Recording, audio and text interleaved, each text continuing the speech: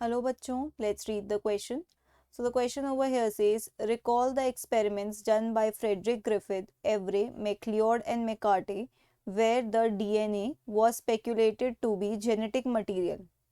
ठीक है, if RNA instead of DNA was genetic material, would heat-killed strain of pneumococcus transformed R strain into virulent strain? Explain.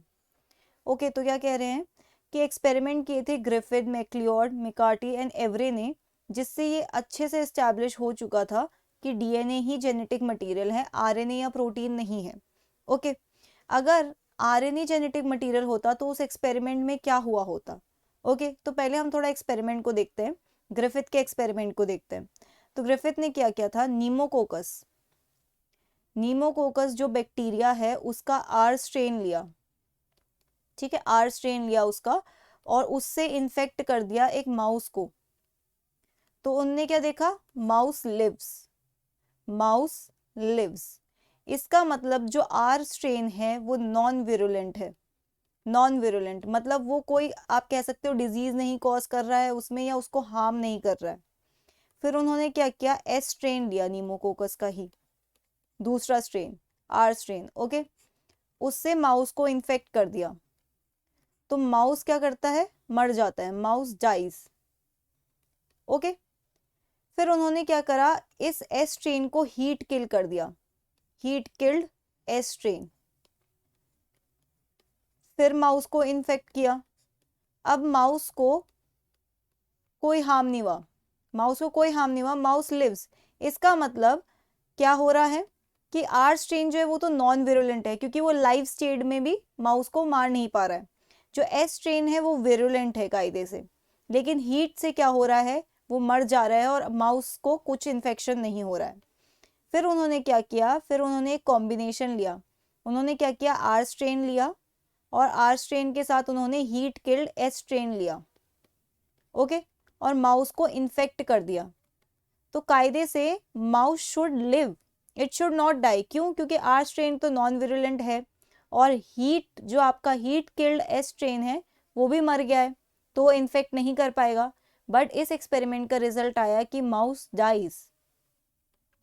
तो Griffith ने क्या conclude किया, Griffith ने ये कंक्लूड किया कि यहाँ पर एक ट्रांसफॉर्मिंग प्रिंसिपल है, ट्रांसफॉर्मिंग प्रिंसिपल, जो कि आपके हीट किल्ड एस स्ट्रेन से, हीट किल्ड एस स्ट्रेन से निकल रहा है। ठीक है, ट्रांसफॉर्मिंग प्रिंसिपल क्या कर रहा है, हीट किल्ड एस स्ट्रेन से निकल रहा है और आर स्ट्रेन को ट्रांसफॉर्म कर रहा है। R strain transformed into S strain, उसको एस स्ट्रेन में ट्रांसफॉर्म कर रहा है। बाद में उन्होंने कंक्लूड किया कि ये जो ट्रांसफॉर्मिंग प्रिंसिपल है ये एक्चुअली में है डीएनए। क्या है, डीएनए। क्यों है ये डीएनए, क्योंकि देखिए जो हीट किल्ड एस स्ट्रेन है इसका डीएनए हीट से नहीं किल हुआ है, तो इसका डीएनए क्या करता है, आर स्ट्रेन को ट्रांसफॉर्म कर देता है एस स्ट्रेन में। इसको एस्टैब्लिश कैसे किया गया, इसको एस्टैब्लिश ऐसे किया गया, जो बाकी तीन साइंटिस्ट हैं उनने इस बात को एस्टैब्लिश किया, एवरे, मैक्लियोड एंड मैकार्टी। इन तीन साइंटिस्ट ने क्या किया, इन्होंने इस हीट किल्ड एस स्ट्रेन को, ठीक है, हीट किल्ड